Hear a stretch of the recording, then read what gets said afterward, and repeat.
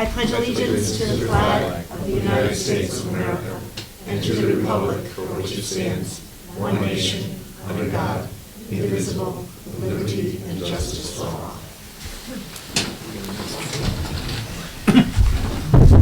The minutes from the December 4th, 2019 meeting are not issued, so we will not be having that on our agenda tonight.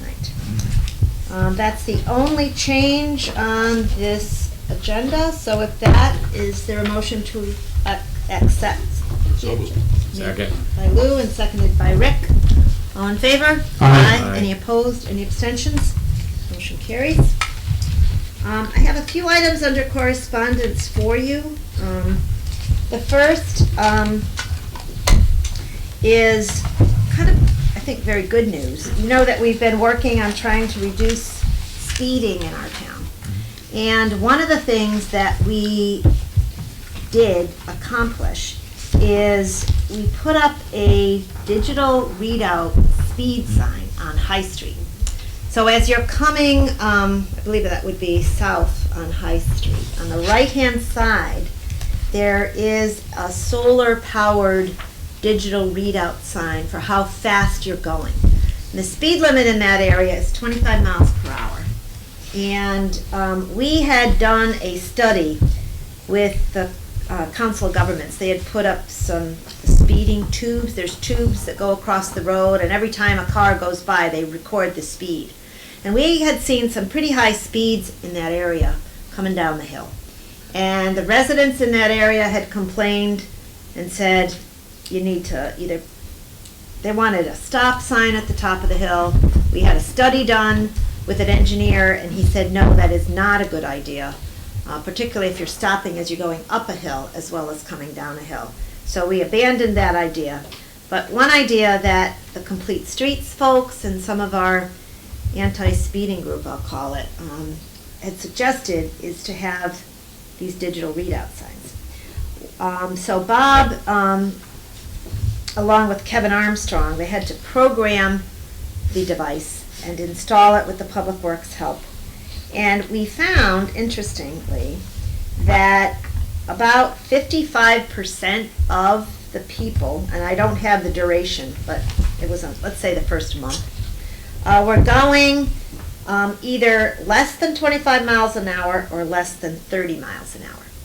So 34.62% of the cars were going less than 25 miles per hour. 24.46% were going between 26 and 30. 26% were going between 31 and 35 miles an hour. And some people were going way too fast at 46 to 65 miles per hour. And that was 1.42%. So that's a pretty low number compared to the numbers that we had gotten before. So we're feeling pretty good that people are trying to not speed. In that area, there's a lot of children that I see them walking home from middle school and high school in particular. I also know that a lot of 60% parents and teachers and children, because some of them do drive, are going up and down that road. So it's very important for us to control that speed. And I think this is showing that that digital readout sign that we purchased is working. The second one, the pole has been installed on Ames Hollow Road. And as you're coming down, I guess you'd be going west, Carl? West. On Ames Hollow. As you come down into the hollow is where people have been seen to be speeding. So if you look, if you travel that area, you'll see the post is there. And we're in the process of programming that device, and we'll be putting that up there.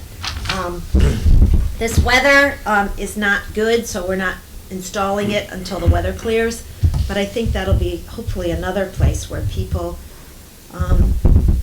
maybe they forget how fast they're going, and when they see this digital readout, they see they're speeding, and it will flash and tell you that you're speeding, and then it'll say thank you if you're going 25 or less. So I encourage everybody to take a look at that and also not speed on any road in our town.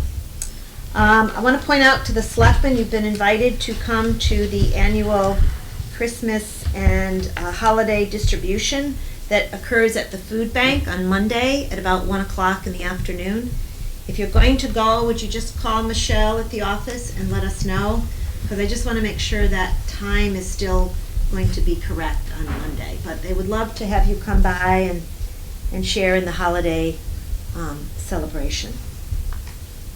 I went to two, and I know some of you went to, there were 2 toy drives. One was held at Farrell's by the men's softball leagues, and then another one was held also by the men's softball leagues at the White Dog. And the tremendous outpouring of support from people, they either gave money or they gave actual toys, is really, really, really good. And I know that the fire department also did some collection, and the distributions will be occurring next week.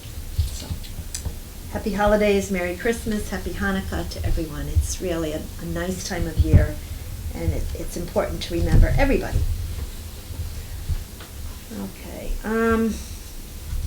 I also want to point out to the selectmen something that we'll put on a future agenda, but I enclosed in your packets tonight a yellow sheet that's a resolution creating a Connecticut River Community Outreach Focus Group. And this is for our brownfields. I'm going to read it so the audience can hear.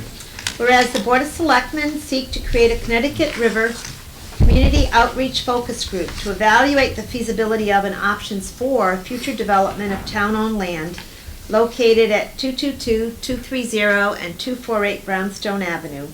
And whereas the Connecticut River Community Outreach Focus Group goals shall include, but aren't limited to, gather information and opinions from residents, businesses, and town officials, gather statistical data for the region relating to businesses and tourism trends, assist with the dissemination of information related to the progress of the remediation to the general public, review available grant opportunities to enable the town to engage a consulting firm for development of a comprehensive implementation plan for the redevelopment of the land, review Section 7.2 Riverfront Overlay Zone of the zoning regulations of the town of Portland, and make recommendations to Planning and Zoning Commission for appropriate uses to be added or eliminated.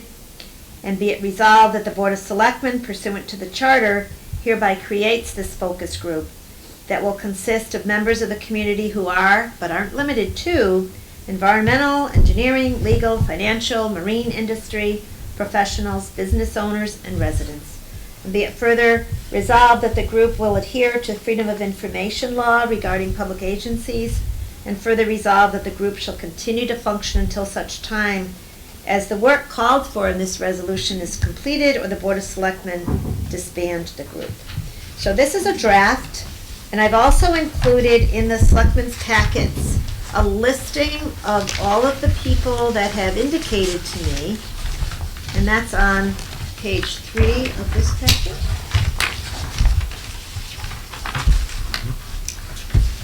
It says on the front the following appointments, but on page 3, I put all of the names there. I don't expect that anyone will be appointed tonight, but I'll read the names. Angela Oresco, Bill Caffrey, Jan Ellsworth, Joe Diniger, Don Bascom, Melissa Felter, Howard Rosenbaum, Norm Ward, Carrie Click, Sharon Peters, Sean Manning, Tim Lavoie, Bob Wildermuth, Angela Hammond, Greg Piazza, April Graves, Ian Witchy, Bob Petzold, Frank Winiski, Kitch Cernicki, and John Hoff.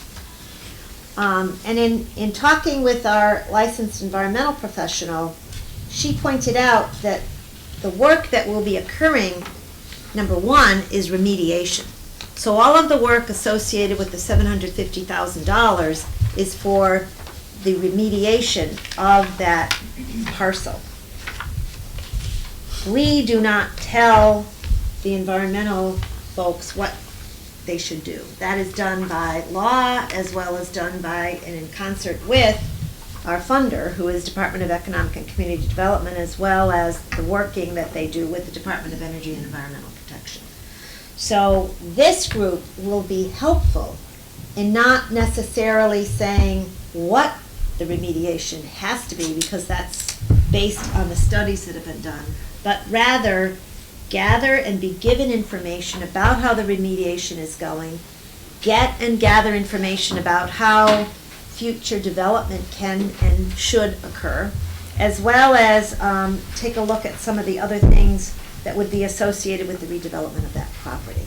So I'm hopeful that the next time we meet, we can talk a little bit more about this. We'll also need to talk about the assistance agreement, which the State Department of Economic and Community Development has given to us. I reviewed it along with Mary Dickerson and Tom Robinson and Amy Valancourt, our licensed environmental professional, made a few comments. We have the final draft.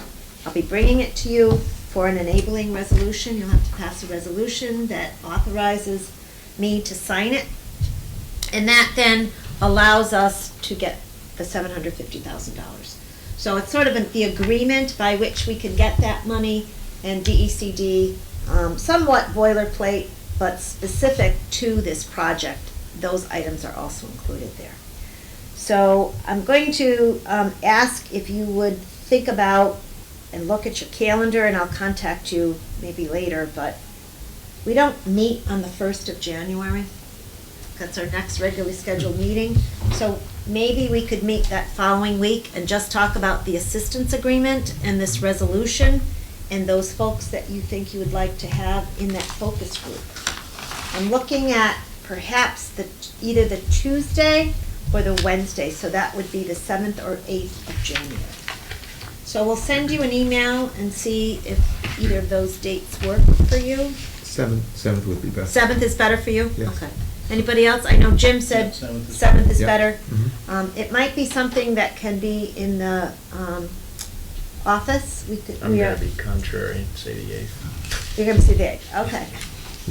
Well, the 8th, if it was earlier in the day, if it was earlier than the evening, then the 8th would be okay. Mhm. Jim is thinking like 5:30 as opposed to 7:30 on the I 8th. should I have to check the calendar. You have to check.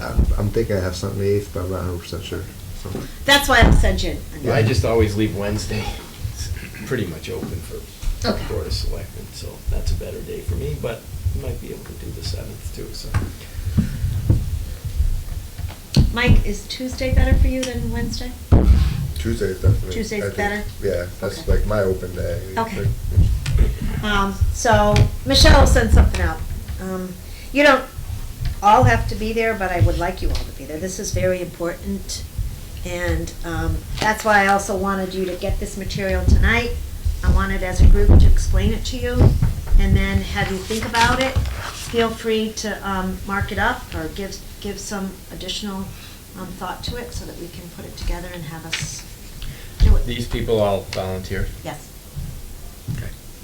It's a nice collection of names, I think. A lot of very thoughtful folks. And since it's a focus group, other people can attend, but we definitely want people that will consistently come and give us advice and give us some direction, and also then take that information and spread it to other people. And I would also think, similarly to what we've done with some of our other committees, we would issue written information. So there isn't misunderstanding and misinformation that gets out, because that happens sometimes. Oh no, look who's here. Oh, Santa and Mrs. Claus. Come in and say hello. We're passing through, so we probably say hi. Merry Christmas. So nice to see you. Can our wave to our camera? Continue to be good. Solving all the problems? Oh, we are, yes. And the state? Oh, yes, we are. We have- No tolls for Santa's sleigh? All right. Aw, thank you, Santa, so good to see you. Merry Christmas. Merry Christmas. What a nice surprise. Yeah. I thought maybe you had that pre-staged or something. Who says we didn't? Yeah. But Santa just comes when he and Mrs. Claus can come, so we're very happy to have him. Too bad the kids left. We had some I children in know, the audience. I know. Okay, and then the other item, which is very, very important, the schools will be interviewing superintendent candidates. And they've asked for one person to be on the committee. I had previously indicated that either Rick Shar or Lou Pear was interested, but they've asked for one. So I don't know whether we flip a coin or we... Well, I'll defer to Lou because he comes from the education background. Well, And yeah, if you can't make it or something, then to the meeting, then. so I'm willing to do that. Is there a consensus for Lou Pear to be our representative? Okay. Well, then Lou Pear is the representative. All right, and our chairman is here, so thank you very much for volunteering. That's all I had so far under correspondence. And I'll open it up to public comment. No. Okay. Hi, Jack. Hi, so I just had one quick question. What was the percentage of drivers who are doing the 25%? You know what? I'm going to give you that sheet. I will bring it to you. Oh, great service. Jack is our new River Eats reporter. No, there we go. Everybody. It used to be Jack Johnson. Jack, you want to repeat your last name for everybody? Lewin Lakowski. Lakowski. I can spell that. Sure. Lakowsky.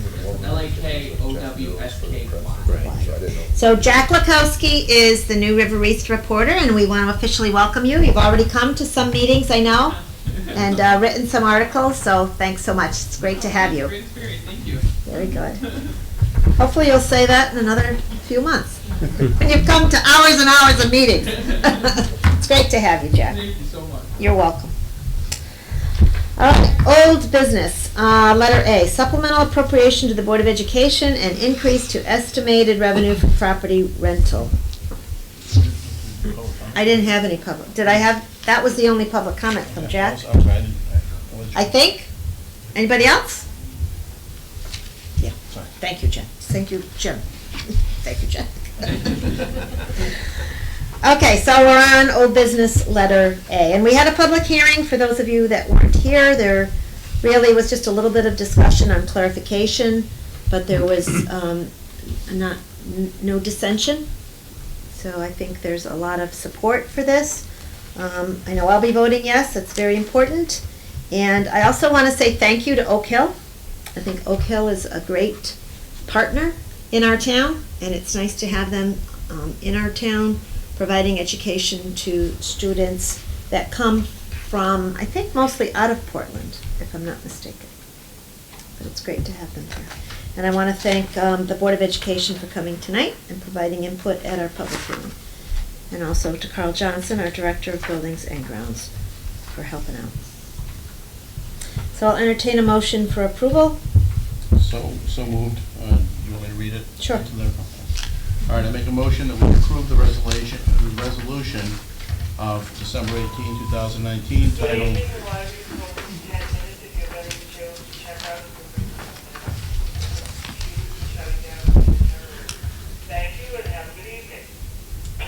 okay, the resolution titled Supplemental Appropriation for Board of Education Budget Total and Increase to Estimated Revenue for Property Rental. Whereas the town of Portland Public Schools entered into an agreement with the Connecticut Institute for the Blind, AKA, I guess ADA. I think it's doing business as. Yep. Oak Hill in early fiscal year 2020 for rental of space at the Brownstone Intermediate School. And whereas the agreement is for $80,000 in property rental fees for the fiscal year 2020. And whereas the Board of Education has requested from the town that the funds received from this agreement be added to the Board of Education budget for fiscal year 2020.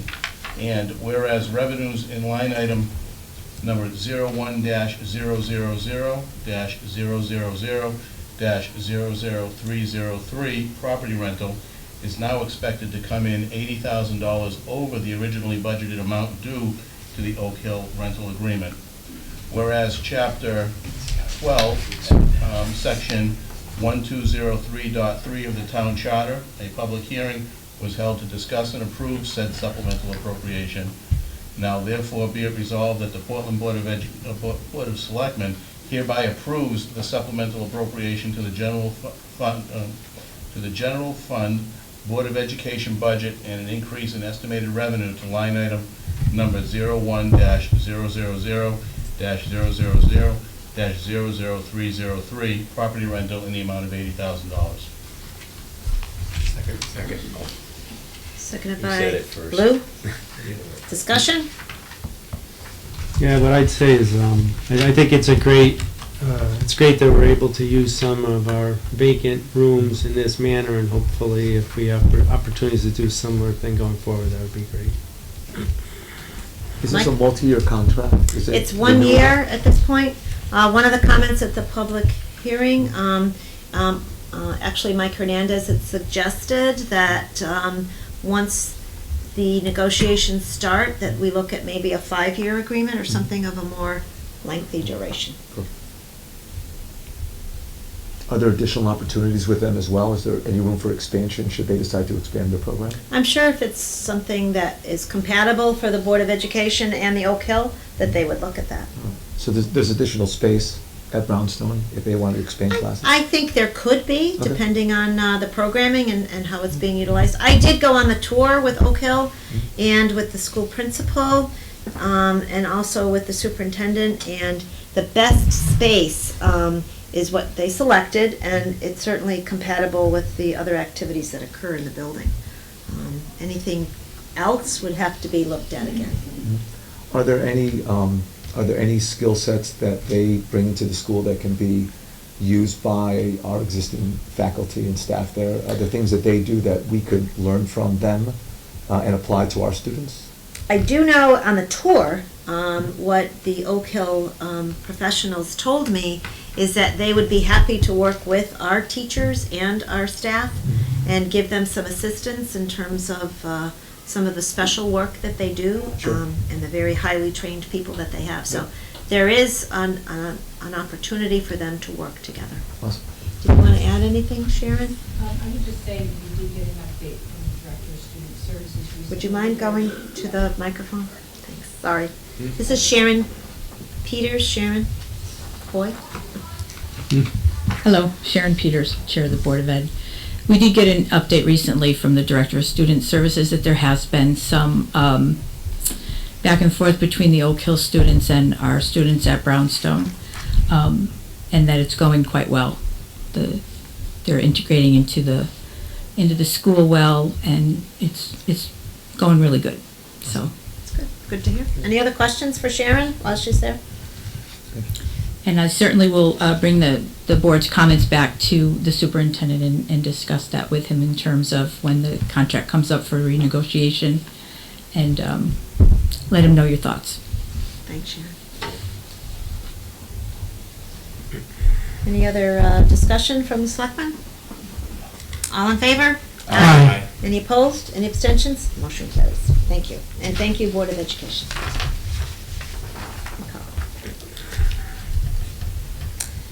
Okay, the next item is something that I'm keeping on the agenda until we get this done, and that's the proposed land swap with the Exchange Club of Portland. I did bring, courtesy of Luke here, a new map. And Jim Hill dropped it off. So there are 2 copies, and we send one down that side and one down this side, so that the selectmen can look at it.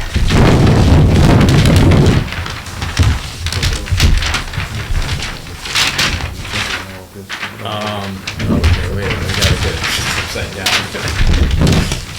If anybody in the audience wants to look at it, you're welcome. So this is the entrance to the Exchange Club. So, that can end land here. So, yeah. Yes. I think the horse goes back here. I'm not sure. I didn't see it yet. I believe it's Okay. this. Yeah, and I'm just not sure if Tomorrow it's night, just okay. this parcel or all of this. We have to ask, but, so we're giving them this. we're taking control of the road and the entrance and this little chunk in here. So the town, I'm sorry, the exchange club's getting a little more land, kind of flows in with their area, and the town, the town already Wanna look at it, owns it Carl? here. And this is gonna give us access, better access, and hopefully. Have a good night, Merry Christmas. Take care, Sharon. Good night. Right, we own Possibly a this, riverfront lodge. right, and they own this. The skating area is not showing well, it's in here. I think we gave, I think what we own, we gave it to a chunk. Right. And then, so we gave. The town we owns gave all them this. this. It's like 12 acres. Right. Yeah, and so then we there's give them a most chunk of it where we away. actually own the Right, road. and give them ease of Right, ease yep. on the road to come through. So- We maintain the road. The town's gonna own the road and give the exchange club an easement to use it. And they're gonna give, but the town's gonna get control of the road. I'm sure we have control of the road yet. And then the exchange club's gonna get this chunk. We own the road. Or, we own the road up We here. own all of this. Okay, so we own the road here, they own the road here. We own the road. It can be open, this gate is closed. But they're giving us that. Is this parcel with this, is this the whole piece, or is it just this Still piece? insulate No, that. that's all of this is going to exchange. Okay. They're already using it. That's where they set up a lot. Right, they already, Rides it's facto during the there. fair. That's why this is kinda just to clean it up. But we will have frontage, which we don't Right. have right now. So we'll own the entrance, and we will All, own the road with the right-of-way to the exchange. We don't really have a right-of-way right now. yeah, technically, when we go on to Down our, there, like Mike, that skating we- rink, we- You can't do that. Technically, Yeah. you which, can, but there's a gate there, and so now we will own the road. 1.2 acres. And then we'll Right, be so able, we get- we're looking to do a canoe and kayak launch on the land that we own on the But we river. get the entrance we need. And we're gonna Gives talk us about the that. entrance of the road. Yeah, that's much. So But we're also waiting doing- for our attorney to review this. And also, she's working with the Exchange Club's attorney. When it comes to the actual vote on the matter, I will be recusing myself because I'm a member of the Exchange Club, and there are two other board members that are members of the Exchange Club. So in terms of setting the meetings and so forth and passing any resolutions, three of us will not be participating. So the other four of you will carry on. charge d'affaires. Yes. Yeah. But I'll be the conduit to get you the information from our attorney so that you'll have it. Any questions on that? Do you have any more questions? I'll point out that none of us are officers in the club, we're simply members.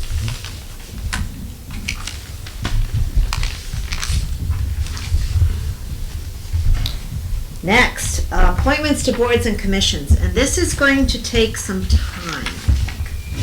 Every 2 years in particular, members of our various commissions, like Conservation Commission, Economic Development Commission, Housing Authority, Planning and Zoning, and so forth, terms expire.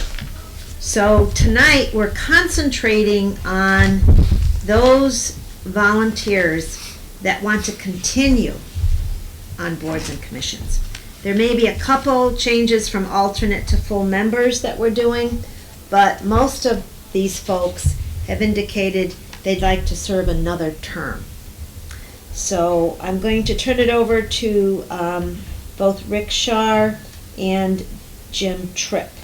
And the selectmen have a copy of what I believe they will be nominating.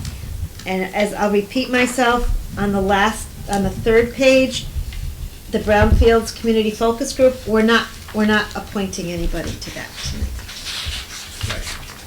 Okay. Rick, you want me to go, Um, or do you want me to go first, or how do you want to do it? well, it doesn't really matter. You have more, so I guess if you want to start, or. Sharon, do you have a copy of this? I do. All right, I nominate Kitch Breen Zernicki to another term on the Economic Development Commission. Is there a second? Second. Seconded by Ralph. All in favor? Aye. Any opposed? Any abstentions? Motion carries. I nominate Jane Clemmer to another term on the Emergency Management Advisory Board. Second. Seconded by Ralph. All in favor? Aye. Any opposed? Any abstentions? Motion carries. I nominate Robert Shea to another term on the Emergency Management Advisory Board. Second. Seconded by Ralph. All in favor? Aye. Any opposed? Any abstentions? Motion carries. I nominate Matthew Pegula to another term on the Housing Authority. Second. Thank you. All in favor? Aye. Any opposed? Any abstentions? Motion carries. I nominate Maureen O'Doherty to move from an alternate to a full member for another term on the Inland Wetlands Commission. Second. All in favor? Aye. Any opposed? Any abstentions? Motion carries. I nominate Margot Chapman for another term on the Library Board of Directors. Second. All in favor? Aye. Any opposed? Any abstentions? Motion carries. I nominate Melissa Woodward for another term on the Library Board of Directors. Second. Seconded by Ralph. All in favor? Aye. Any opposed? Any abstentions? Motion carries. I nominate Myra Finkelstein for another term on the Library Board of Directors. Second. Seconded by Ralph. All in favor? Aye. Any opposed? Any abstentions? Motion carries. I nominate Howard Rosenbaum to another term on Long Range Capital. Second. Seconded by Ralph. All in favor? Aye. Any opposed? Any abstentions? Motion carries. I nominate Kevin Backman for another term on the Parks and Recreation Commission. Second. All in favor? Aye. Any opposed? Any abstentions? Motion carries. I nominate Deb Ruth to another term on the Parks and Recreation Commission. Second. All in favor? Aye. Any opposed? Any abstentions? Motion carries. I nominate Chantel Foster for another term on the Planning and Zoning Commission. Second. All in favor? Aye. Any opposed? Any abstentions? Motion carries. I nominate Terry Grady for another term on the Planning and Zoning Commission. Second. All in favor? Aye. Any opposed? Any abstentions? Motion carries. I nominate Michael Warrenoff to move from an alternate to a full member on the Planning and Zoning Commission. Second. All in favor? Aye. Any opposed? Any abstentions? Motion carries. I nominate Rosalani Ferguson for another term on the Senior Citizens Advisory Board. Second. All in favor? Aye. Any opposed? Any abstentions? Motion carries. I nominate Geraldine Williams for another term on the Senior Citizens Advisory Board. Second. Seconded by Ralph. All in favor? Aye. Any opposed? Any abstentions? Motion carries. I nominate James Riudo to another term on the Water and Sewer Commission. Second. All in favor? Aye. Any opposed? Any abstentions? Motion carries. I nominate Arthur Hetrick to another term on the Water and Sewer Commission. Second. All in favor? Aye. Any opposed? Any abstentions? Motion carries. I nominate Margaret Stewart to another term on the Youth Services Advisory Board. Second. All in favor? Aye. Any opposed? Any abstentions? Motion carries. I nominate Amy Millardo for another term on the Youth Services Advisory Board. Second. All in favor? Aye. Any opposed? Any abstentions? Motion carries. Do you want to do the committees, or do you want to? We don't have. Rick, if you want to do the commission, do the yours for the commission, and then we'll do the next Okay. page, which is the committee. All right, so I nominate Michael Kirschberger for the Conservation Commission. Is there a second? Second. Sorry, I just want to make sure it happened. Did Mike? Second. Mike made the second. All in favor? Aye. Aye. Opposed? Any abstentions? Motion carries. I nominate Angela Hammond to the Second. Economic Development Commission. Seconded by Mike. Gotta be All in Jim. favor? Aye. Any opposed? Any abstentions? Motion carries. Mike, if you could just use your microphone. I nominate Richard Moran to the Inland Wetlands Commission. I'll second. All in favor? Aye. Any opposed? Any abstentions? Motion carries. I nominate Christopher Donahue to the Long Range Capital Commission. Second. Or Committee. Seconded by Mike. All in favor? Aye. Any opposed? Any abstentions? Motion carries. I nominate Robert Hetrick to an alternate to Planning and Zoning Commission. Second. Seconded by Mike Pelton. All in favor? Aye. Aye. Any opposed? Any abstentions? Motion carries. And I nominate Michelle Donahue to the Youth Services Advisory Board. Second. Seconded by Mike. All in favor? Aye. Any opposed? That was as an alternate, I believe. As an alternate, I'm sorry. Michelle Donahue as an alternate to the Youth Services Advisory Board. And that was seconded by Mike, and Yeah. all in favor?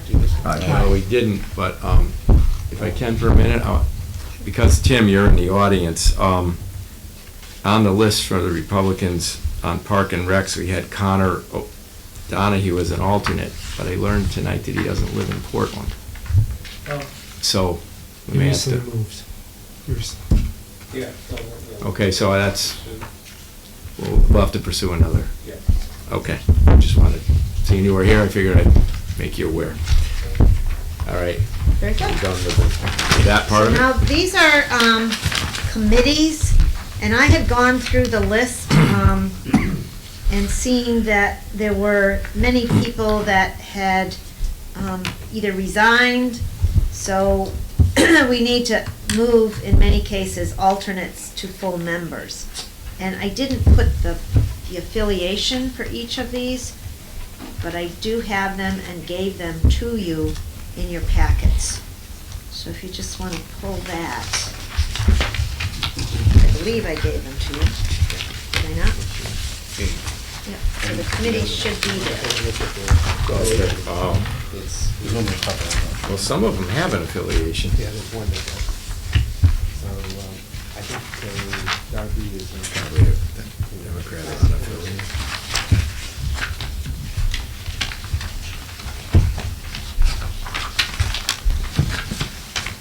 All right, where is it? The Energy Task, okay. Darby is Democrat, so she's a D. Yeah, and Joe Resco's unaffiliated, so I think I think we're good. And these are Which people is that our- are serving right now. I want to point out that we have a resolution to create the canoe and, I said boat launch, but it's actually canoe and kayak boat launch, but we don't have anybody tonight to nominate, so we need to recruit people. And I met one person recently who wants to be on that committee, so I will get her name and get that to you, Rick and Okay. Lou. Did we form the committee, or do we have to form it tonight? No, we We have formed it? passed a resolution on it, Okay. but we were waiting until the land swap occurred Okay. before we actually got going. Lou and I have somebody. Okay. You can nominate somebody tonight. Do you want to start with Cleveland Conservation and Development Implementation Committee? Sure. I nominate Tom Malecki to move from an alternate to a full member on the Plan of Conservation and Development Implementation Committee. Second. Seconded by Ralph. All in favor? Aye. Any opposed? Any abstentions? Motion carries. All right, I nominate Kerry Darby to move from an alternate to a full member on the Clean Energy Task Force. Second. All in favor? Aye. Any opposed? Any abstentions? Motion carries. I nominate Joseph Oresco to move from an alternate to a full member on the Portland Route 17 Recreational Complex Committee. Second. All in favor? Aye. Any opposed? Any abstentions? Motion carries. And I nominate Dave Berthume to move from an alternate to a full member on the Sidewalk Committee. Second. All in favor? Aye. Any opposed? Any abstentions? Motion carries. Rick? I nominate Richard Basso to move from alternate to full member of the Sidewalk Committee. Second. Seconded by Mike Pelton. All in favor? Aye. Any opposed? Any abstentions? Motion carries. Lou and I think we're gonna wait on the. No wait? Okay. you All right. know, We didn't say that John Hall has shown an interest in. Okay. But you want to talk to him first? Well, we wanna reconfirm. We Okay. haven't talked to him in That's fine. maybe a month or so. All right, So we'll there's get two it more. next meeting. Okay. Yeah, and I'll try to get the name of the other person. We also have the Town Beautification Committee, which is the next page. Yep. So I'd like to make a motion that we nominate, to nominate Robin Coppola to move from alternate to full member on the Town Beautification Committee. Second. All in favor? Aye. Any opposed? Any abstentions? Motion carries. And I make a motion to nominate Sarah Elliott Costasios to move from an alternate to a full member on the Town Beautification Committee. Second. All in favor? Aye. Any opposed? Any abstentions? Motion carries. Okay. So now, we will update and send the letters out, folks, and reissue those lists. And then we'll have another series of folks that will be newly nominated to some of these boards and commissions next time.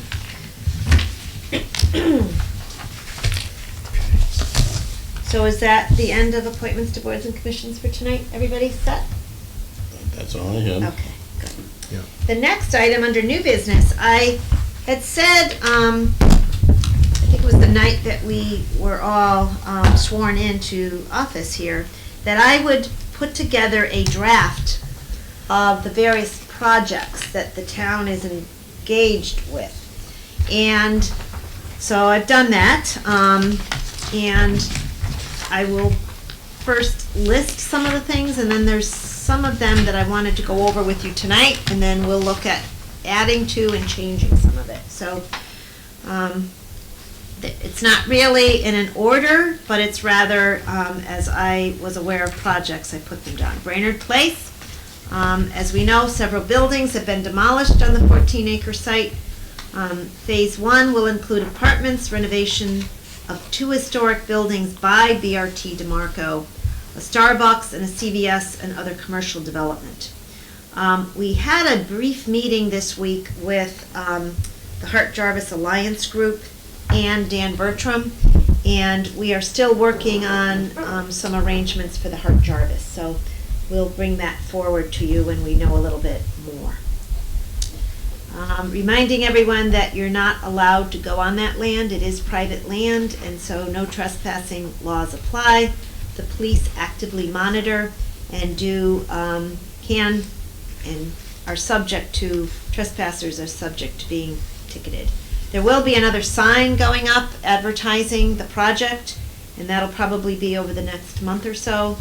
And we will be asking that the zoning regulations be amended to allow a screen sign. You may see these when projects are being developed, and they put some fencing so that people don't trespass and go into the construction area, and to allow people to see the schematics of what the buildings are going to look like. They're going to print that on a mesh that then gets put along the fence.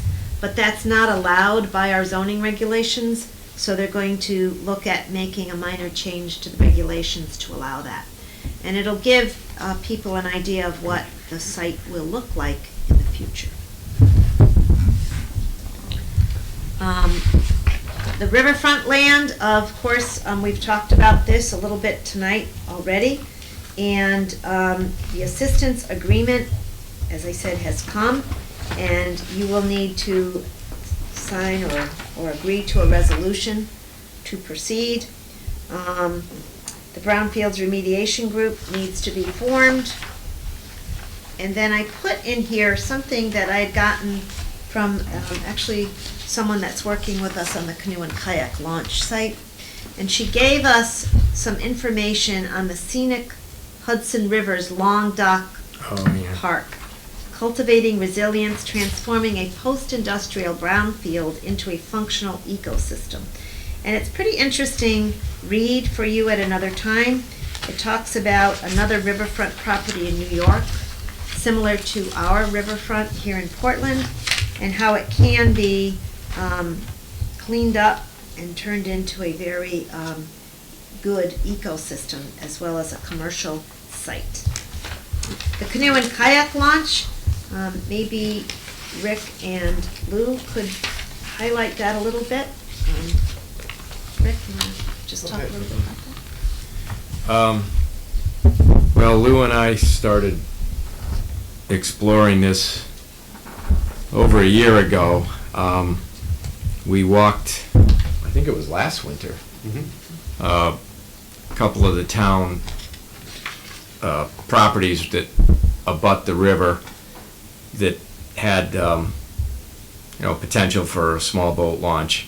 One was down between the Meriden Boatyard and the Portland Boat Works, down kind of behind the ball field in Tomaso. And we decided that it was kind of a difficult to get in and out of there, that it was probably going to take quite a bit of improvement to be able to get from the paved road down to the river. Then we looked at the Wongunk Meadows, and there's a small parcel of town land that actually abuts the river, and then of course there's that bigger open field where there's like a skating rink, or it's been used for a skating rink some winters. And we've been down there several times. Jim Tripp took me out in his boat and we looked at it from the water. I went over to Cromwell, put my kayak in and paddled over there and kind of got a feel for the current and how it would be actually in a small boat there. And then I mentioned what we were doing to the Connecticut River Conservancy, both the Brownstone Avenue property and the potential canoe and kayak launch site. And one of their main missions throughout New England, throughout the Connecticut River watershed, is promoting public access to the Connecticut River, beside also promoting river cleanup and cleaner water, etc. So about a month ago, they got a hold of me, and the river steward, or the person that's kind of in charge of the Connecticut section of the river, her office is at the DeKoven House in Middletown, and she was newly appointed. She replaced somebody before her. And some of the staff, a staff member from Greenfield, Massachusetts, where their office is, got a hold of me, and they wanted to come to Portland and look at what we're doing with our riverfront. So they spent about 3 hours here with Lou and I, and also met Susan. We all had lunch after we chomped around the riverfront land. And they're very supportive. I think they'll be very supportive of both our projects, and I think we can use them as a resource. And I believe they're the ones that brought up that Hudson River project. So we're kind of in the due diligence phase here. We really haven't, actually, we're not ready to commence work, but part of the whole egress thing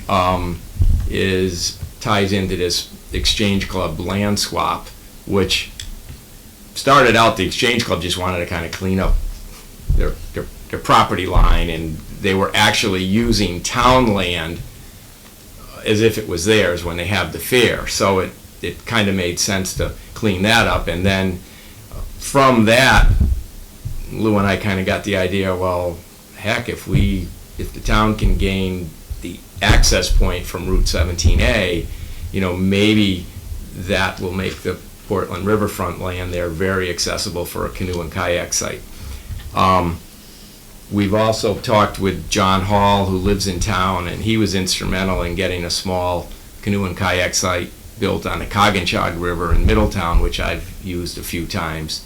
And these are pretty inexpensive. We're not talking a lot of paving and asphalt and concrete work. They're pretty, you just got to get relatively close with your car, and you have to have a little slope, and maybe put in some gravel, or you might have to adjust the land a little bit, but these are not big money projects. And so we're moving along as at the typical municipal government pace, which learning is much slower than in the business world, but we still get things done. So there you have it. Lou. If you don't mind, just as a preface to that, is that Sean Dwyer, who was our Park and Rec director previously. Oh, yeah, that's right. Met with us and talked about it as well. So he's been down there with us previously. We need to get Nate outside and have him walk the property as well and see if that's still something that the Park and Recreation is interested in. So that's one part. With that said, we've also talked to our inland wetlands director, or I guess he's a director. Jim Sipperly. From Jim Sipperly, from Middletown, but he does work in Portland as well. He's contacted the people from the Long Island Sound Commission, people that are in charge of the Connecticut River. You have to get their approval before you can do anything on the river. And then there are a few other agencies such as DEEP that there's certain people there that we have to get approval for too. So once we swap the land, once we work with the Park and Rec Department, and once we have the land that the land access, this is a great opportunity for people in the town to have access to the river, of which we have a lot of riverfront, but not very much access by public people in the community. So that would be one thing that would be beneficial for the public. It also would be one of the things that falls underneath the plan for conservation and development. So whenever we talk about all these plans here, we try to keep in mind how do they interface with the plan of conservation and development as well, which many of them do. So that's where we are so far. Stay tuned. Hopefully by the spring we'll have more information. Very good. Any questions from the other selectmen?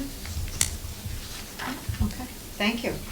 The other rather small project we're working on is a little bit of strip of land that will be conveyed to the Swedish cemetery. We're waiting on a minor change to the map, and we need to have the space that is to be conveyed identified that way, that it will be going from the town to the Swedish cemetery folks.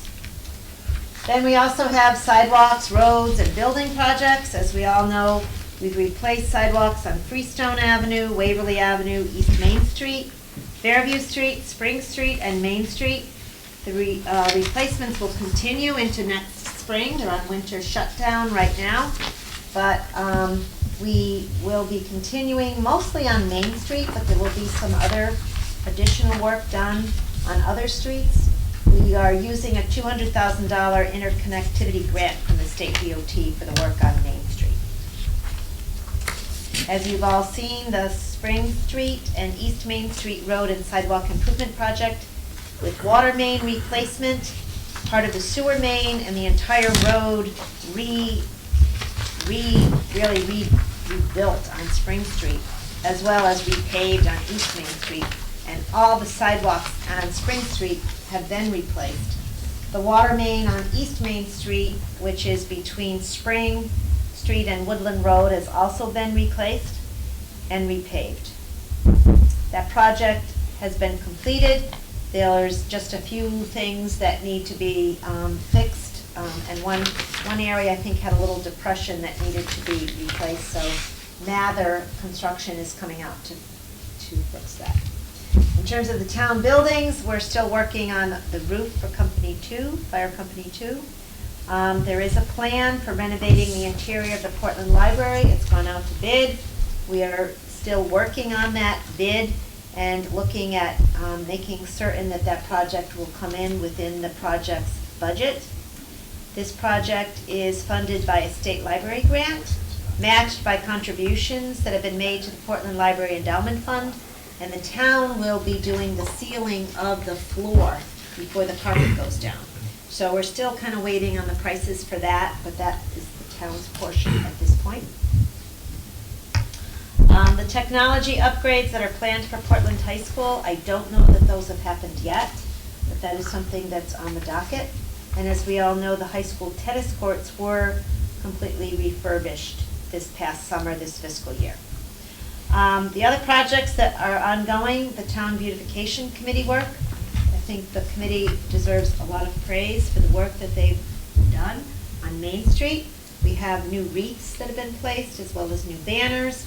The birdhouses that the children, along with some adults, painted is next to the play area at Brownstone Intermediate School. They did a very nice job on that. As well as the gazebo next to the senior center has been decorated. And then the beautification committee worked with a local photographer, and they were able to get some funds that helped defray the cost associated with this beautification.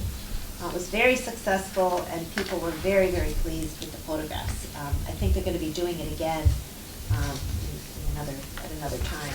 They also have sold wreaths to some of the businesses, and those dollars are going to come back to this beautification work. So they're doing a good job.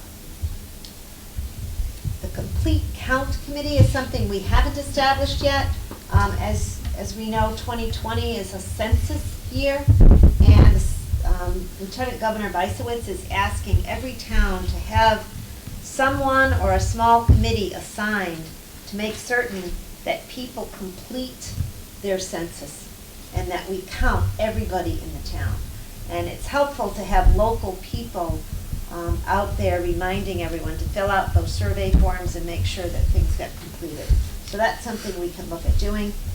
John Hall has approached us and as to whether we want to look at a plastic bags ban in Portland. A complete ban throughout the state, I think, is planned for 2021. So that's something we can talk about. We are also planning another endeavor is a farm summit community dialogue, and we will be promoting agricultural best practices here in town, along with developing hopefully new market outlets for agricultural and heritage products. We have many farms in our town that really do a fabulous job in producing locally grown foods and crafts, as well as other types of products. We have beer makers, we have beekeepers, we have people that sell their products, whether they're at a farm stand or you actually buy the piece of, what is that called when you buy part of the share? CSA, Community Supported Agriculture. Right. Many people utilize that at a few farms in our town. So this summit will make these things known, and we are not just a town that's working on development projects, but we're a town that is based in a lot of our heritage in agriculture, and we want to continue that and strengthen it. So we're hopefully going to have cooperation from our farmers. They're very interested in this. And we're also going to get some cooperation from, I think, the Farm Bureau, as well as the State Agricultural Department. So stay tuned on that. We're still working on a dog park. It's something that our committee has been very eager to pursue. I would like us to think about doing a small, and I spoke to David Murphy about this, the chairman, briefly. I think we should really try to see if we can get a pilot project where it could be nearby where our animal control officer is housed. And we could have a small area that could be cordoned off appropriately, maybe, and see that it could work maybe during the day when the animal control officer is there, and have people go down and be able to let their dogs exercise. I think that would then give us impetus for a further pursuit. So that's a suggestion that I think we should talk about some more with the committee, as well as the selectmen. The field usage and permits, they were going to come tonight, but they didn't feel prepared. They have more research to do, so they'll be back to talk about their field usage and permits plan.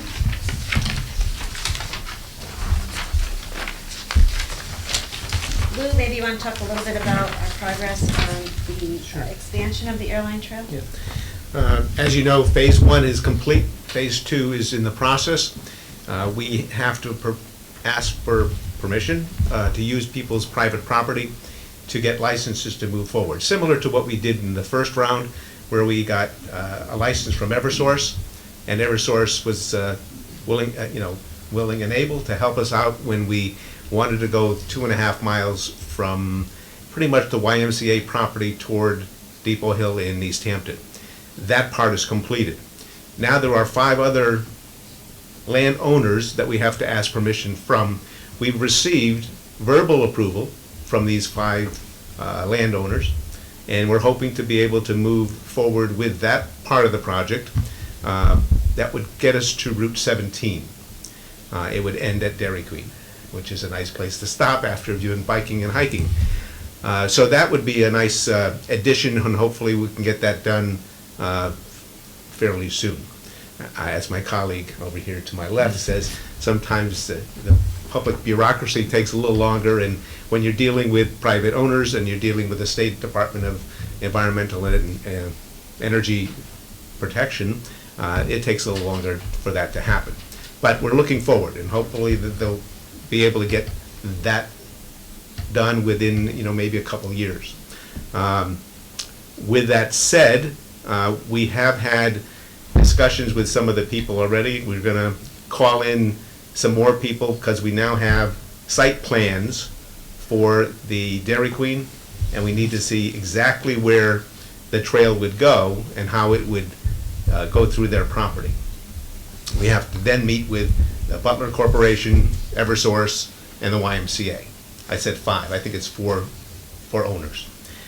So hopefully we'll be able to do that soon, and that'll get us finished with Phase 2. The goal is to get through Phase 3 and hopefully get to the Riverfront Park. If we can get the trail to follow the old railroad trail or railroad line and move toward, let's say, Freestone Avenue, we can then maybe have a shared road type of path or maybe a trail that would take us to maybe East Main Street over to Fairview, down across Main Street to Middlesex Avenue. It takes us to the park, and also in the reverse. If people wanted to start at the park, there's plenty of parking there, and that would be a good place to start. From there, it would be easy to get to the bridge. So the connection there would be from Willimantic to Middletown. And then Middletown is working on their part of the trail to go from Middletown to Meriden. The people in Meriden are working on their trail to get to Cheshire. So if we can get to Cheshire, there could be a 120-mile loop that would start maybe, let's say, in Willimantic, go to Middletown, out to Cheshire, up to Southwick, Massachusetts. Well, it would probably have to go to Hartford, and then from Hartford on the Hop River Trail, which also goes back to Willimantic. So there's 122 miles of biking, hiking, walking, skiing, in our area. But the goal is on the East Coast Greenway is to have a trail that goes from Maine to Florida. Mm-hmm. So we'll see if we can make it. There you go. Another project we're working on is the Park and Recreation Route 17 Park, and I'll have Ralph report on that. Yeah, with regards to that, I did take a look at the notes that you put in. There's a couple changes or corrections.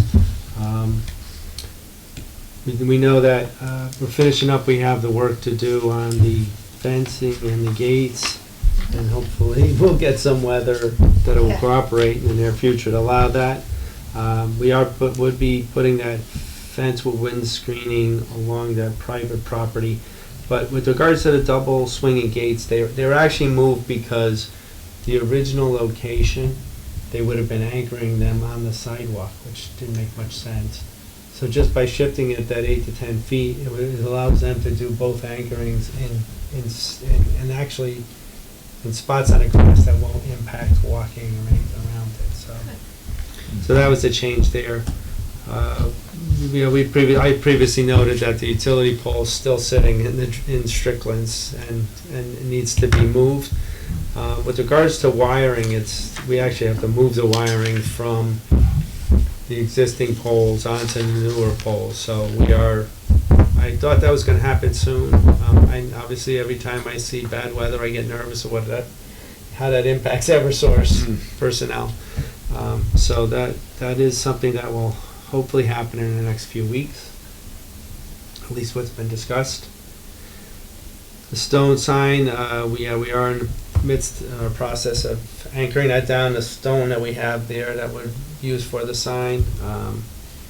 We haven't gotten pricing yet about the idea of doing some sort of etching. The contractor was gonna look at that. The bigger thing there probably is the naming of the park. The park committee actually the other night did talk about it, and I think the plan will be that they will come back and tell us the 2 or 3 names that seem to surface from their members, and then obviously it's a suggestion to the Board of Selectmen, because the Board of Selectmen actually would name it, but they're gonna come back with their suggestions. With regards to the bocce court, it's actually 2 inches that we added. And the reason why is because we went 3 inches, we were getting concerned about the wood framing around it that controls where the ball is.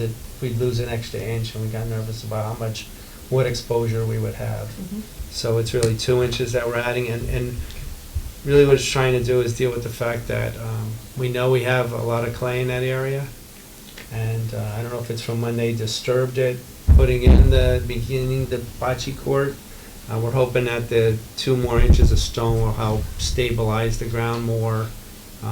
The ground around, the problem we ran into when we had originally done the work on that side was that all the land around underneath that north hill was unstable, muddy. You'd sink 2-3 inches if you walked along last spring.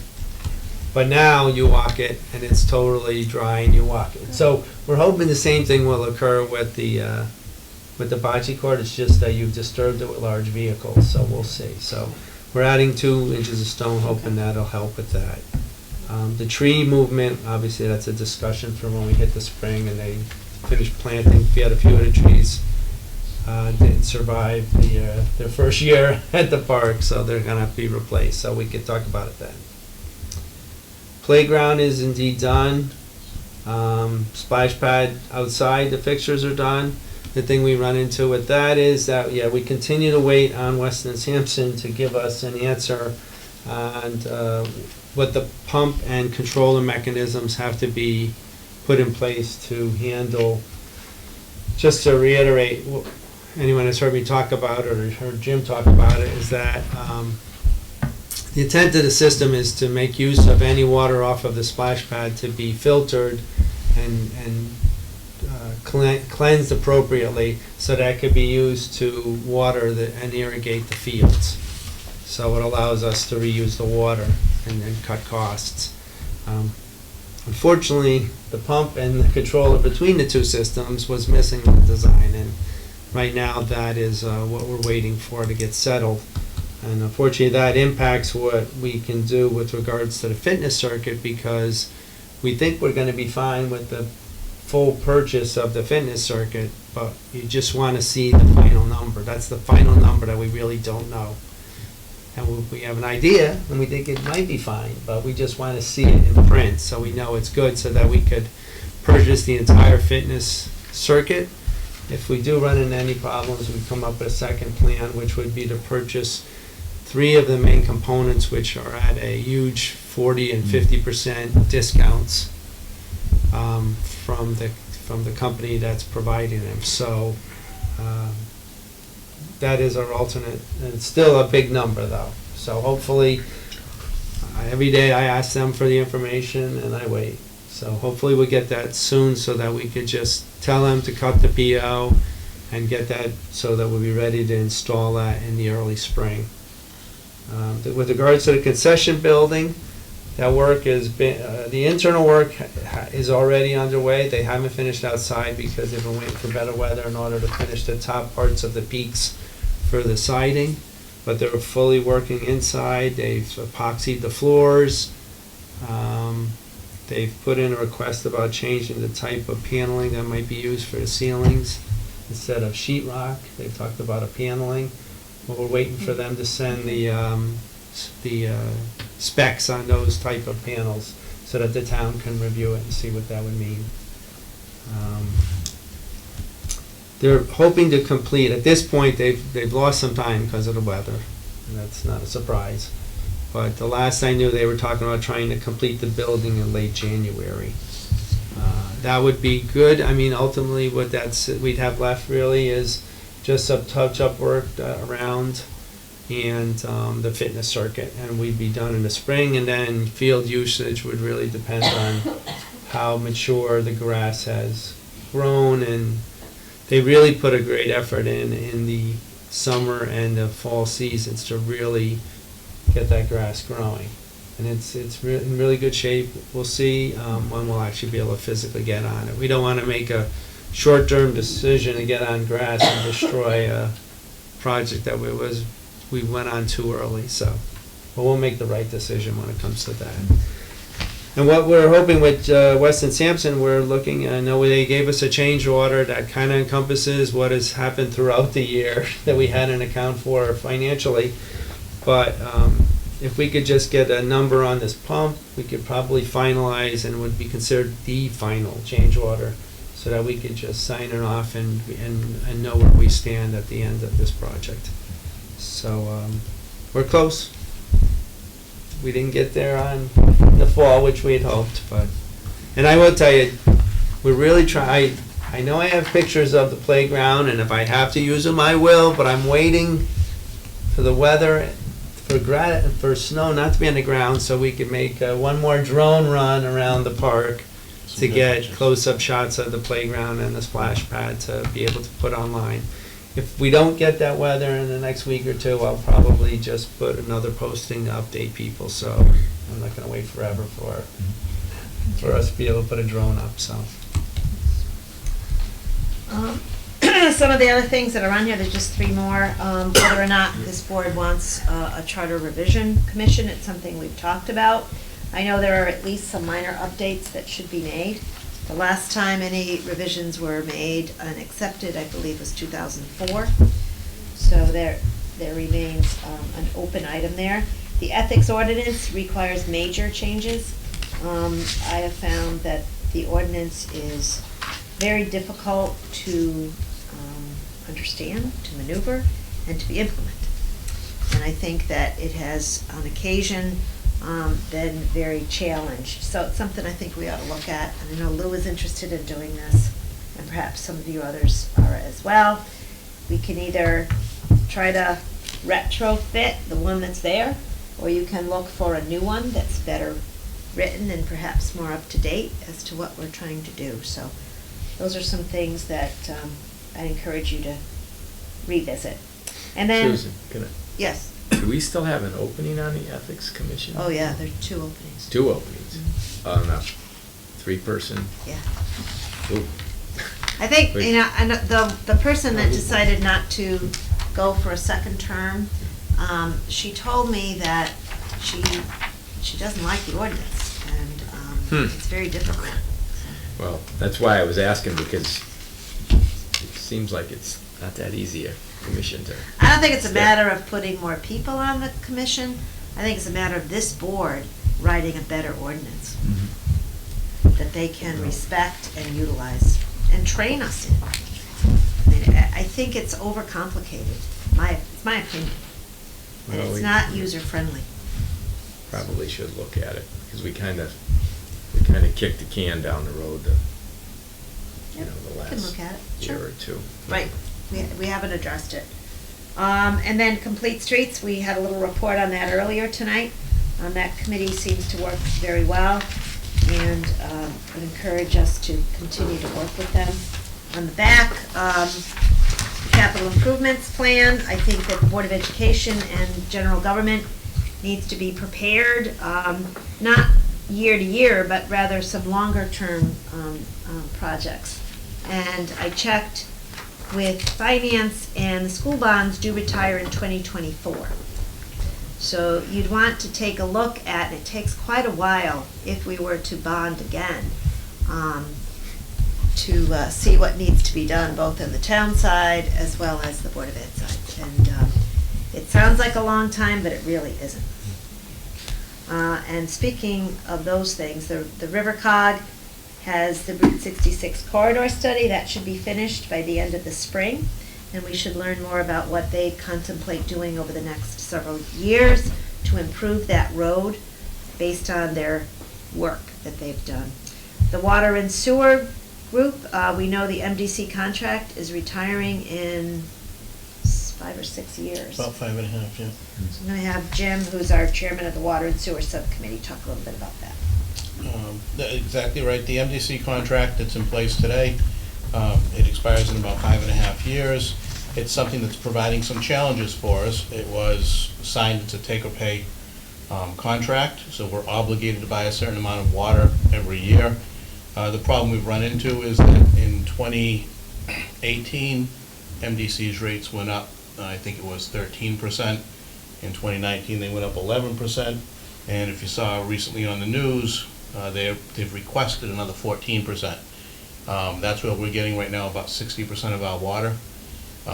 Our focus is really to start taking a look at, and something we have been focused on, looking at where we have alternate water sources. We know we have them. Before the diversion permits expired for Strong's Avenue, we had 2 wells that were rated for 1.1 million gallons a day. We use about 685,000 gallons on an average day in Portland now. So these, those wells combined with the existing town well that is still operational would provide some capacity. But we're also looking, the problem with those wells is there's a little bit of treatment that was needed, at least when they were looked at previously. We're looking at how we would potentially, reactivate, retest those, reactivate those permits, and see what that would, and basically check that water quality and see what that would give us. But also looking at some potential other areas where we can get some water sources as well. And if you obviously can tap into a source that is basically a really good quality, like we have with the existing town well, that can give a little bit another route that we can go as well. So we're working on it, and we're going to continue focusing. It's funny, 5.5 years left on the contract. It seems like a long time, but when you look at the length, if municipal government is slow, the other processes to get these things approved, they do take a long time. So we want to get these things in place and really start picking the direction as soon as possible. I know that Ralph is on the subcommittee as well as Rick, and it's something that takes a lot. That's where we're focused right now. So that's all I have. Our sustainability CT, we all know that we have achieved the bronze status. A lot of the things that we're doing fit within the sustainable CT objectives, and so we'll be going for silver for next year, and I think putting some more points together to get that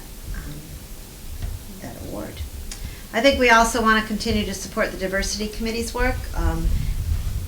These are more grassroots type work, the sustainability, the diversity group, as well as the Complete Streets.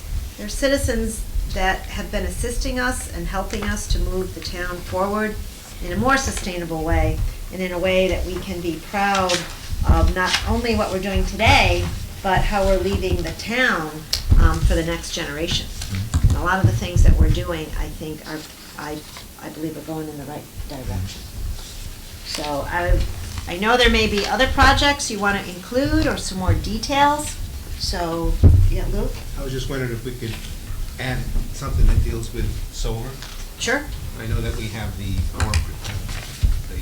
power purchase agreement that's kind of in the works right now with Brownstone Intermediate, and that there's possibility of other buildings in town that could be available for an array. Sure. And then maybe look into the possibility of the transfer station, the Route 17 Park, Sure. and maybe a charging station that might be tied into the Sustainability Connecticut, at which they would match the grant if we needed, let's say, $12,000. Right. Now, do you think that's the Clean Energy Task Force, or is that something we want to take on? Well, I think that's something that they could look at. help us with. Sure. Yeah.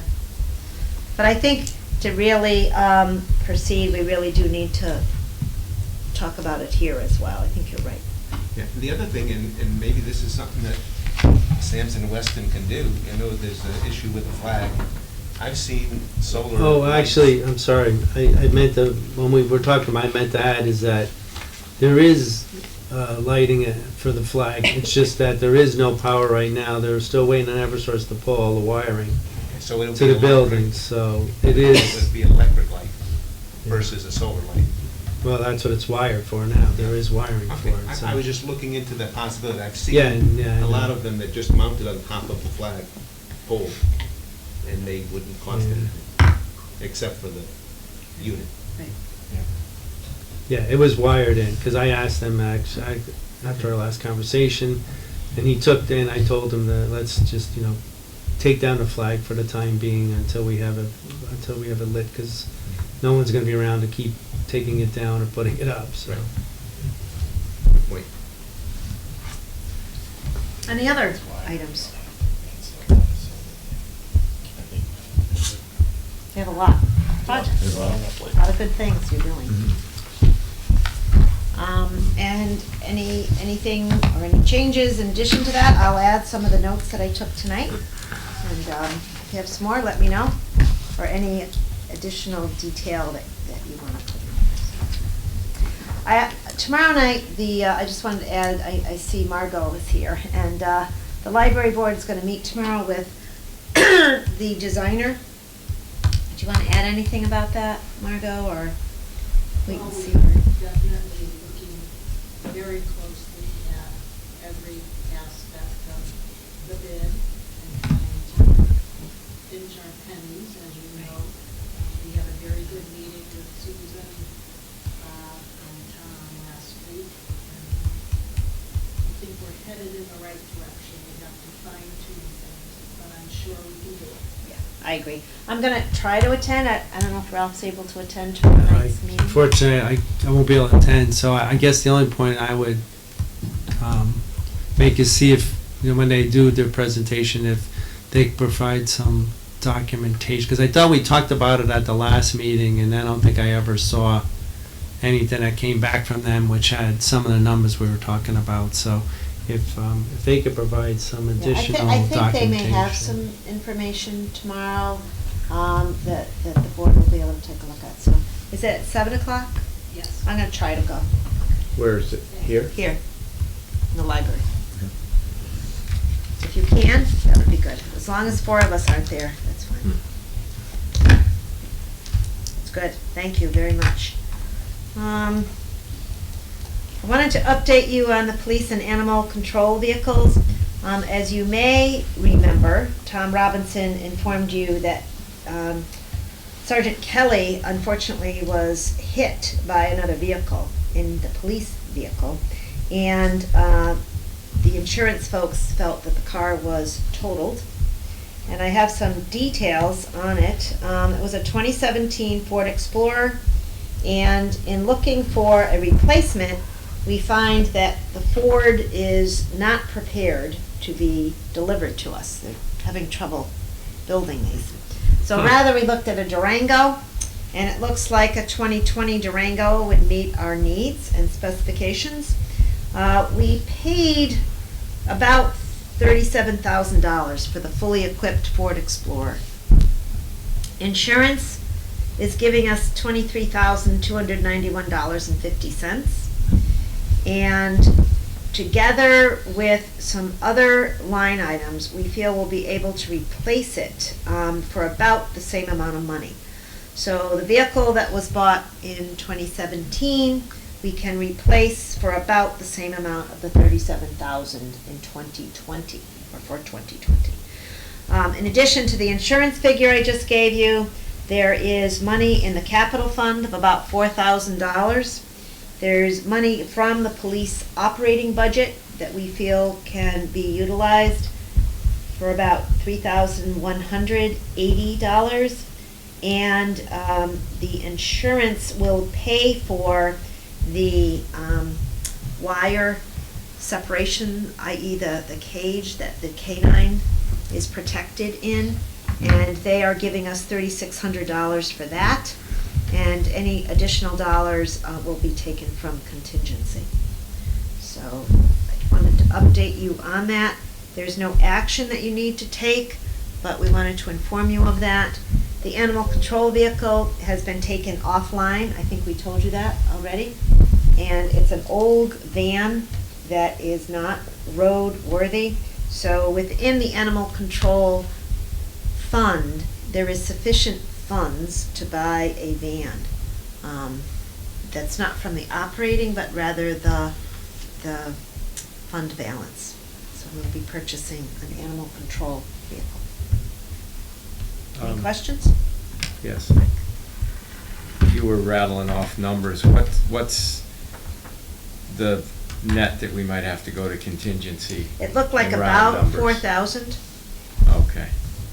I was trying to follow you, but I couldn't keep I up. think it's about that. These are estimates. Let me just go through my numbers here. But basically, insurance is giving you 23,000 and the new vehicle's 37, but then you're getting some extra.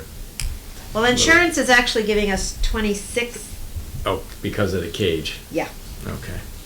almost 27,000. Okay.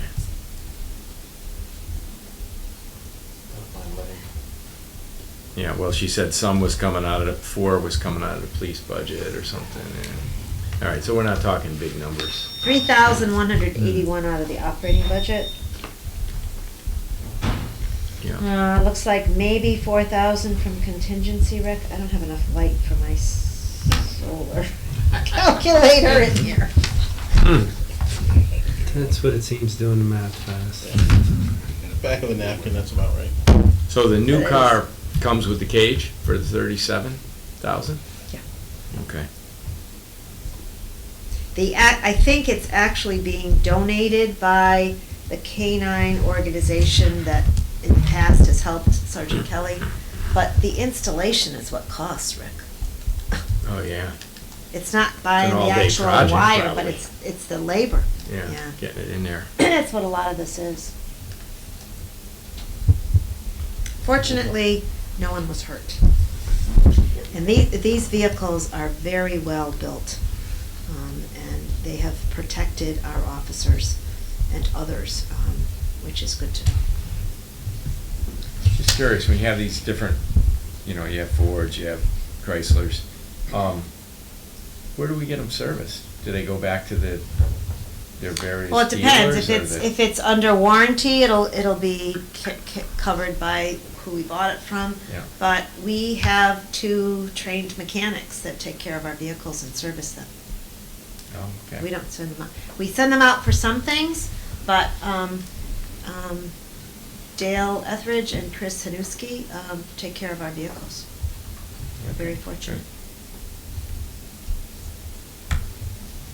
Thank you. Yep. Any other questions on that?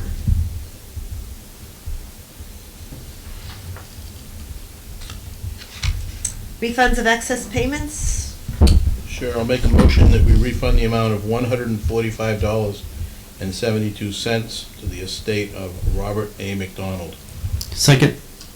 Is that Ralph? Thanks, Ralph. Seconded. All in favor? Aye. Any opposed? Any abstentions? Motion carries. And I make a motion that we refund the amount of $62.89 to Ronald P. Wilcox Jr. Second. All in favor? Aye. Any opposed? Any abstentions? Motion carries. Under status and committee reports, I think we've probably covered most of our committee reports and our projects.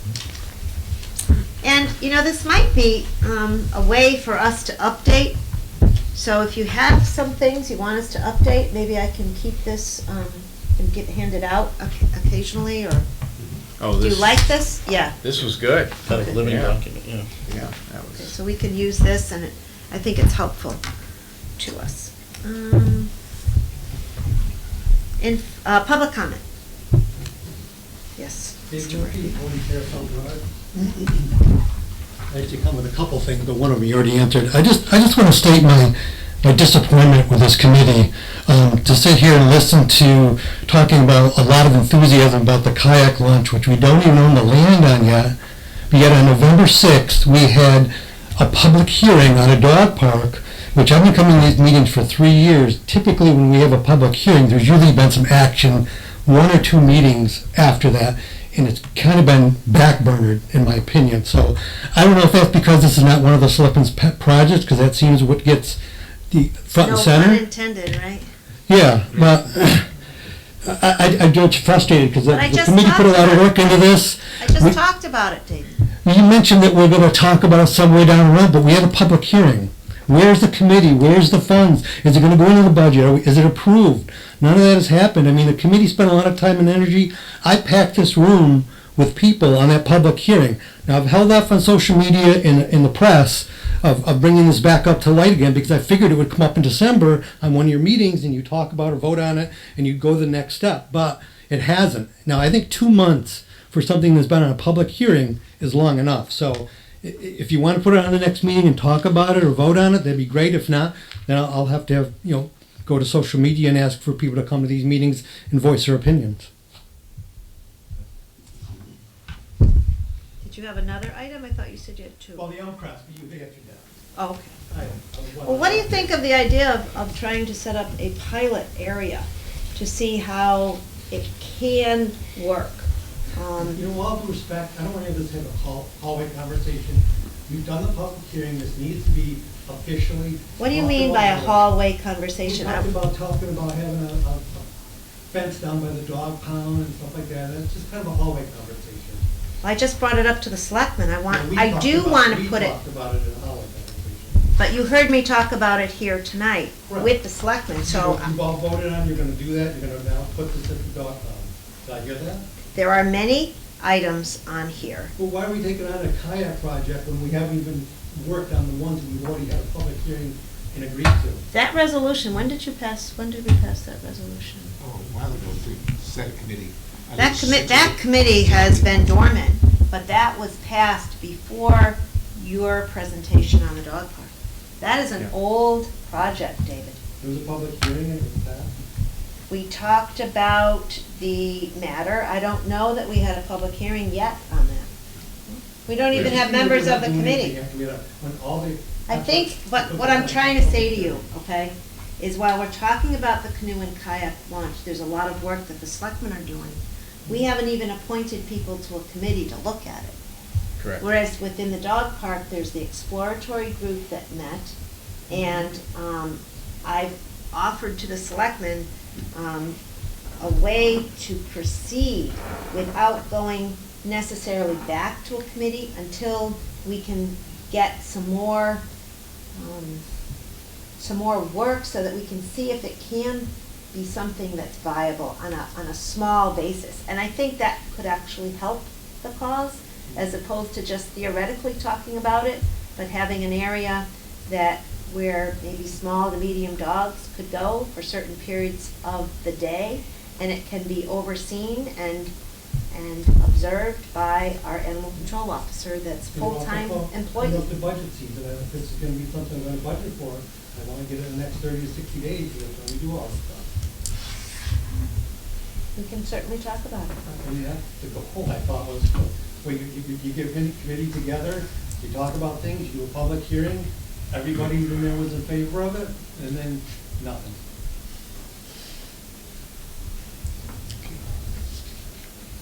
Any other public comment?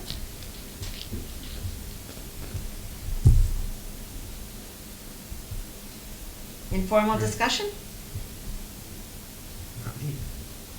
Okay. I don't have anything on the follow-up, other than I told you the Parks and Rec will be coming back for their fee schedule update. And police are unable to be here tonight. They were hoping they could be here, but I think with the weather, they were unable to be here. But we will be having a public safety security matters at a future meeting to talk about various matters that are not appropriate for public, but rather for an executive session. With that, I'll entertain a motion to adjourn. So moved. Is there a second? Second. Rick, all in favor? Aye. Any opposed? Any abstentions? Motion carries.